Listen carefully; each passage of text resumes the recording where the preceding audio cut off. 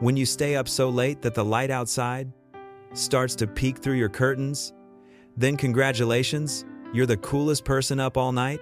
Cool cats, I can't believe you're still watching me at this hour. I thought I was done for. As usual, if you're watching, give a shout out or leave one of those popular shemade emojis to see if it works. Let me know I still have some traffic. It's back. It's back. The feeling's all back. Alright, enough with the chatter. Let's get straight into today's story. The man's name is Zhao Ming. Tired of the hustle and bustle of the city, he came to the wilderness alone to build something. A slope with good terrain was Zhao Ming's chosen construction site.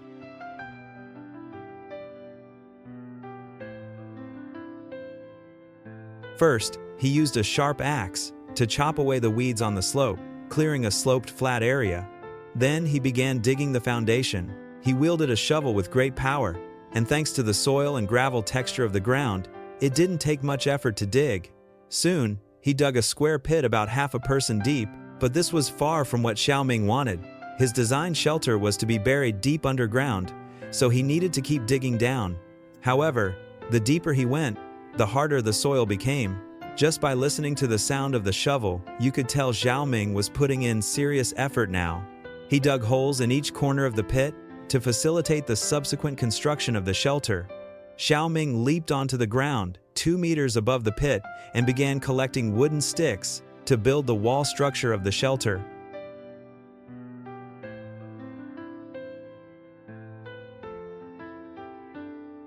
The holes he dug were just right to fit the collected sticks. Then he backfilled with the excavated soil and compacted it with the sticks. The 8 pillars of the wall frame were now fixed. Days passed without him realizing it.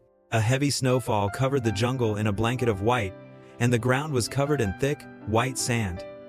Zhao Ming continued to work diligently in the snow. He took the collected sticks, first using a saw to cut them, and then an axe to refine them. After some processing, the sticks became smooth and straight. They could then be used to connect the 8 sturdy pillars. Of course, at each connection point, he would carve out grooves to make them easier to fix. Amidst the clanging of hammers, the overall framework of the shelter began to take shape.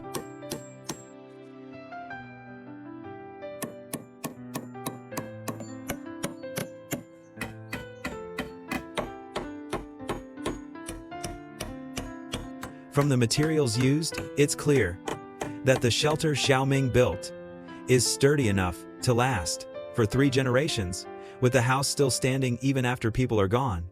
Even with Zhao Ming's 200-pound frame jumping on it, the wooden structure didn't show any signs of loosening. Zhao Ming continued to process the building materials. He planned to use the remaining scraps to make a ladder to get down into the shelter. He firmly nailed the sawn sticks onto the groove sticks with strong nails. To make the ladder more stable, he added a spine to it.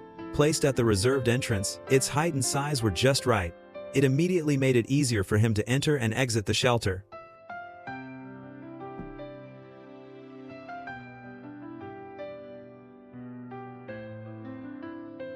Don't let Zhao Ming's age of 20-something fool you. His physical strength is incredible.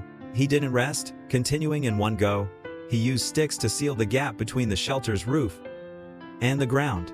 He chose thicker sticks for sealing the gaps. One reason was to make the shelter sturdier, and the other was to ensure the shelter could withstand greater pressure during backfilling. For this shelter, built 2 meters underground, if he didn't want it to turn into a swimming pool when the snow melted next spring, Zhao Ming needed to put some effort into waterproofing it. Otherwise, water seepage would be a big problem. He used thick waterproof tarpaulin to completely wrap the shelter tightly. Then he began backfilling with the excavated sand and gravel. This also confirmed why Zhao Ming built the shelter with such solid materials. After the sand and gravel buried the entire shelter roof, Zhao Ming left openings for doors and windows. He also carefully wrapped the entrance with waterproof tarpaulin. He used processed square timber to fix it at the entrance, making the tarpaulin fit more snugly against the door frame. The waterproofing was completely comprehensive and leak-proof. The fixed square door frame was perfectly sized for installing a wooden door, so he needed to build a wooden door. Zhao Ming measured the wooden sticks, marking the thickness to be cut. Then, he used a chainsaw to cut the sticks, one by one.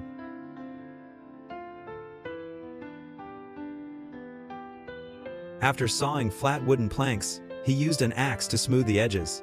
Then, he could arrange them neatly. According to the door frame's position, he secured them with 2 vertical planks, making all the planks into a sturdy whole. He just needed to add hinges to make the wooden door slide smoothly. After installing a doorknob, a sturdy wooden door was complete. To prevent the wooden door from being damaged when opening and closing, he also fixed a buffer wooden stake in the direction the door opens. A doorstop was naturally essential. It allowed the wooden door to open effectively to 90 degrees. The moment the wooden door closed, the shelter instantly blended with the earth. Xiaoming wrapped the wooden door with waterproof tarpaulin. Being meticulous, he paid close attention to every detail. The shelter built this way would surely be safe and comfortable to live in. He used fallen leaves from the ground to decorate the backfilled gravel on the shelter's roof. Rainwater could then flow away along the leaves on the slope, effectively preventing it from seeping into the shelter.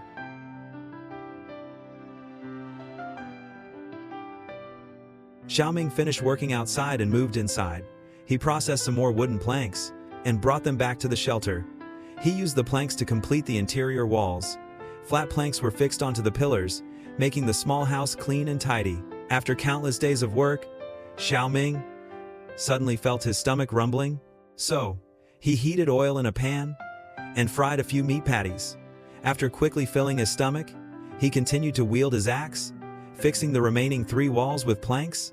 Working in a shelter buried 2 meters underground, he had to constantly climb up and down to get materials.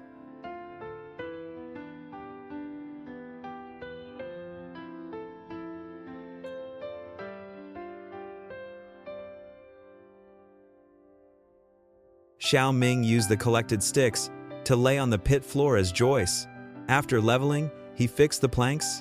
Once the clean and tidy planks were laid, the shelter's style was unified.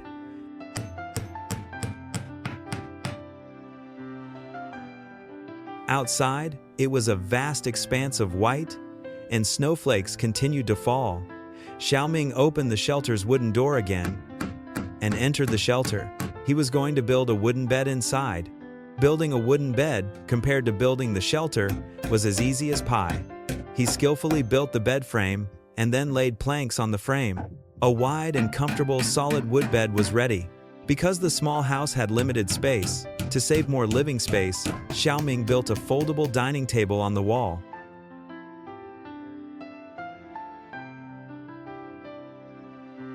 In the cold, icy, and snowy weather, and with the shelter buried deep underground, a fireplace was essential to raise the temperature. When Xiaoming built the shelter, he had already reserved a spot for the fireplace chimney. He just needed to saw a hole in the roof to install the fireplace below. First, he laid a moisture-proof mat on the wooden bed. Then, he took out fireproof and heat-insulating tinfoil and wrapped it around the chimney hole. Of course, the wall where the fireplace was to be placed also needed fireproof and heat-insulating treatment to prevent the wooden walls of the shelter from igniting under high temperatures. Xiaoming brought the fireplace back inside and placed it in the corner. After the chimney was installed, Xiaoming went to a nearby dead tree. He sawed it into small sections, carried them back to the shelter, and chopped them into smaller pieces for later use. Xiaoming lit the fireplace. The chimney roared, spewing flames outwards. It was clear the chimney's suction was astonishingly strong. With the fireplace's help, the small house would soon become warm and comfortable. Xiaoming boiled a kettle of water on the fireplace. Then he continued to build shelves on the wall. He truly maximized the small space.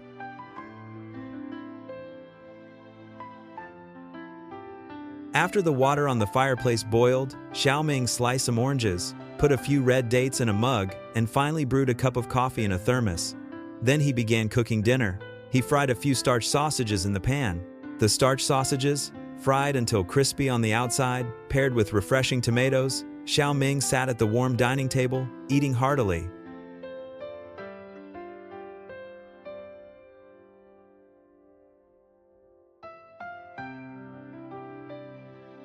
After eating and drinking his fill, Xiaoming went outside to chop firewood.